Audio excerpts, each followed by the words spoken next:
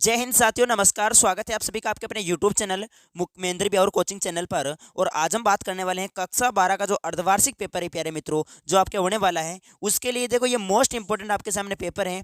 देखिएगा, कक्षा 12 हिंदी का। तो ये हिंदी का जो आपके अर्धवार्षिक का जो पेपर है प्यारे मित्रों, इस ध्यानपूर्वक देखिएगा। इसमें से बहुत से क्वेश्चन आपके जो पेपर में रिपीट होने वाले हैं। सिर्फ वीडियो को आपको ध्यानपूर्वक देखना है, जैसे जैसे हूबहू आपके पेपर में छपने वाले हैं। बस वीडियो को आप ध्यानपूर्वक देखिएगा। तो सबसे पहले आपके सामने यहाँ पर दे रखा है ए पठित गद्यांश। देखिएगा, प्रत्येक यहाँ पर ए पठित गद्यांश में जितने भी जो प्रश्न आपको पूछे जाएंगे वो सब एक एक नंबर के होने जा रहे हैं। और ये ए पठित जो गद्यांश है प्यारे मित्रों, इसको ध्यानपूर्वक पढ़ना आप सभी को। पहले इसको पढ़ना है, फिर इसका आंसर लिखना है। ये पहले आपके पढ़ा हुआ नहीं, इसको पहले पढ़ो और इसमें से आंसर आपको लिखने हैं। चलो स्टार्ट करते हैं। देखिएगा, यहाँ पर इसको पढ़ते हैं। देखो, इसमें साफ साफ बोल रखा है कि निम्नलिखित पठित गद्यांश को ध्यानपूर्वक पढ़कर नीचे दिए गए वस्तुनिष्ठ प्रश्नों के उत्तर देने का प्रयास करें। यहाँ पर उत्तर लिखना है आपको उत्तर पुस्तिका के अंदर। ओके, चलो पढ़ते हैं एक बार। देखिएगा क्या बात है इसमें। ज्ञान राशि के संचित कोष का ही नाम साहित्य है। देखिएगा, यहाँ पर क्या बता रखा है कि ज्ञान राशि के संचित कोष का ही नाम क्या है? साहित्य है। ठीक है। सब तरह के भावों को प्रकट करने की योग्यता रखने वाली और निर्दोष होने पर भी यदि कोई भाषा अपना निज साहित्य नहीं रखती तो वे रूपवती भिखारिणी की तरह यहाँ पर क्या दे रखा है? रूपवती भिखारिणी की तरह कदापि आदरणीय नहीं हो सकती। ठीक है। फिर भी आगे दे रखा है, देखो, उसकी शोभा, उसकी श्री संपन्नता, उसी मान मर्यादा उसके साहित्य पर भी अवलंबित रहती हैं। जाति विशेष के उत्कर्षण का, उसके उच्च भावों का, उच्च धार्मिक विचारों और सामाजिक संगठन का, उसके ऐतिहासिक घटना चक्रों और राजनीतिक स्थितियों का प्रतिबंध देखने को यदि कोई कहीं मिल सकता है तो उसके ग्रंथ साहित्य में भी मिल सकता है। बिल्कुल। सामाजिक सभ्यता तथा असभ्यता का निर्णायक एकमात्र साहित्य जातियों की क्षमता क्षमता और सजीवता यदि कहीं प्रत्यक्ष देखने को मिल सकती है तो उसके साहित्य रूपी आईने में ही मिल सकती है। कहाँ मिल सकती है? उसके साहित्य रूपी आईने में ही मिल सकती है। इस आईने के सामने जाते ही हमें यह तत्काल मालूम हो जाता है कि अमुक्त जाति की जीवन शक्ति इस समय कितनी या कैसी है, भूतकाल में कितनी और कैसी थी। प्यारे विद्यार्थियों, ये आपने जो पढ़ा है, इसको अगर आपके समझ में नहीं आया है तो आप इसको 2 बार पढ़ सकते हैं। आपकी मर्जी, आप 3 बार भी पढ़ सकते हैं, 5 बार भी पढ़ सकते हैं, अगर ये आपको समझ में नहीं आया है तो। प्यारे मित्रों, देखो, अब इसमें से आपको जो है प्रश्न प्रश्न छांटना है। यानी जो आपने ये पढ़ा है और इसी में से आपको उत्तर छांटना है, मतलब इसी में से आपको प्रश्न पूछेगा। जैसे उपयुक्त गद्यांश का यहाँ पर शीर्षक पूछा है तो यहाँ पर 4 दे रखा है: साहित्य दे रखा, पुस्तक दे रखा, पत्र दे रखा, सामाजिकता दे रखा है। तो हमने यहाँ पर जो पढ़ा है प्यारे मित्रों, यहाँ पर बार बार साहित्य की बात हो रही थी, तो इसका जो प्रमुख जो शीर्षक हो जाएगा वो क्या हो जाएगा? साहित्य हो जाएगा, साहित्य। उसी प्रकार से दूसरा जो प्रश्न इसमें पूछा है कि ज्ञान राशि के संचित कोष का नाम क्या है, तो ज्ञान राशि के जो संचित कोष है इसका नाम विज्ञान है या इतिहास है या साहित्य है या खजाना है। तो प्यारे विद्यार्थियों, अभी हमने जो यहाँ पर देखा था, शुरुआती जो लाइन थी हमने, देखो, अभी यहाँ पर देखा था कि ज्ञान राशि के संचित कोष का नाम क्या है? साहित्य है। तो याद रखें, ज्ञान राशि के संचित कोष का नाम क्या है? साहित्य है। तो यहाँ पर क्या हो जाएगा? बिल्कुल यहाँ पर हो जाएगा साहित्य। ये सी ऑप्शन यहाँ पर राइट हो जाएगा। ठीक है। उसी प्रकार से हमने यहाँ पर बात की। देखो, अगला तीसरा प्रश्न है, यदि कोई भाषा अपना निज का साहित्य नहीं रखती है तो वे किसके समान कदापि आचरण नहीं हो सकती? राजा, रानी, भिखारिण, प्रजा। तो हमने यहाँ पर देखो, इसका राइट आंसर वैसे भिखारिण हो जाएगा, क्योंकि अभी हमने देखा था।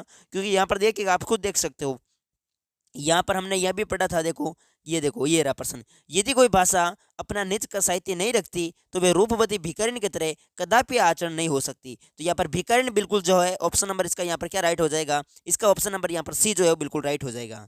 नेक्स्ट की बात करें तो साहित्य की तुलना किससे की गई है? मोबाइल से, आईने से, मनुष्य से, घड़ी से। प्यारे विद्यार्थियों, साहित्य की तुलना यहाँ पर आईने से की गई है, ये भी आपका राइट हो जाएगा। यहाँ पर अभी हमने पढ़ा था, देख सकते हो आप सभी, कि देखो, जातियों की क्षमता यानी तो उसके साहित्य रूपी इस आईने के सामने, अरे यहाँ पर देखा था मैंने, जातियों की क्षमता और सजीवता यदि कहीं प्रत्यक्ष देखने को मिल सकती है तो उसके साहित्य रूपी आईने में मिल सकती है। मतलब यहाँ पर साहित्य की तुलना किससे की है? आईने से की है। तो यहाँ पर आईना जो है उसका राइट आंसर हो जाएगा। तो इस प्रकार से इस गद्यांश से आपको जो है प्रमुख 4 प्रश्न पूछे हैं और ये 1-1 नंबर वाले थे प्यारे विद्यार्थियों। तो यानी आपके 4 नंबर जो है पक्के हो गए। देखते हैं क्वेश्चन आपके कितने नंबर का है। ये पर्सन आपके 1-1 नंबर का है प्यारे विद्यार्थियों। ठीक है। तो ये 4 नंबर आपके जो है पक्के हो चुके हैं। वैसे 6 नंबर का आता है गद्यांश, इसमें यहाँ पर 4 नंबर दे रखा है। नेक्स्ट आगे बात करें, देखो, अगला जो प्रश्न है आपके सामने, स्वयं को यहाँ पर शासन सचिव शिक्षा विभाग निखिल सैनी मानते हुए राज्य के समस्त संस्था प्रधान को गुणवत्तापूर्ण शिक्षा की सुनिश्चित हेतु एक अर्धशासकीय पत्र। प्यारे विद्यार्थियों, अर्धशासकीय पत्र अपना एक बड़ा चैनल है मुकेश महेंद्र एजुकेशन, उस चैनल पर मैंने करवा रखा है। मुकेश महेंद्र एजुकेशन पर जाकर उस वीडियो को जरूर देखें। अर्थशास्त्र के पत्र आखिर कैसे लिखा जाता है, इसका फॉर्मेट क्या होता है। देखो प्यारे विद्यार्थियों, अगर आपको देखो अगर अपने हिंदी के अंदर आपको पूरे नंबर लाने हैं तो आगे 50 रुपये के अंदर आपको एक सीरीज मिलेगी। 50 रुपये के अंदर सीरीज मिलेगी एक 89 और 55561301। ये अपने व्हाट्सअप नंबर है, ठीक है। इन नंबरों पे जाके आप अभी मैसेज करना, अभी जाके मैसेज करना, ठीक है। 8955661301 इन नंबरों पर मैसेज करना। आपको 50 रुपये के अंदर सीरीज मिलेगी। उसके अंदर क्या मिलेगा, तो उसके अंदर पुराने जितने भी जो पेपर हुए वो सब मिल जाएंगे आपको, प्रीवियस ईयर पेपर। साथ ही हर चैप्टर के इंपॉर्टेंट 25-25, 26-26 क्वेश्चन मिल जाएंगे। पूरी व्याकरण आपको फ्री निःशुल्क मिल जाएगी उसके अंदर। तो याद रखिए भाई, 50 रुपये में आपको इतने सारे मिल रहे हैं, आप जाके अभी मैसेज कर सकते हो, सीरीज ले सकते हो। अगर आपने सीरीज नहीं पढ़ी तो आपके अच्छे नंबर नहीं आ सकते प्यारे विद्यार्थियों, ठीक है। अथवा में भी देख सकते हैं, अपने विद्यालय के लिए खेलकूद सामग्री क्रय करने है तो निविदा तैयार करनी है। अगर ये आज सास के पता लिखना चाहो तो कर सकते हैं, निविदा कर सकते हो आप, जो भी इच्छा आप अनुसार, ठीक है। उसी प्रकार से देखो तीसरा प्रश्न, गोस्वामी तुलसीदास और जैनेन्द्र कुमार का यहाँ पर दोनों में से किसी एक का परिचय आपको लिखना है। आप चाहो तो जैनेन्द्र कुमार पर लिख सकते हो या तुलसीदास पर लिख सकते हो, ठीक है। यहाँ पर देखो ऐसे लिखना है, पॉइंट बाय पॉइंट लिखने का तरीका। अब मैंने कहा कि कोई भी परिचय आ जाए, कैसा भी आ जाए, मैंने फिक्स लाइनें भी बता रखी है, आपने वीडियो देखा होगा।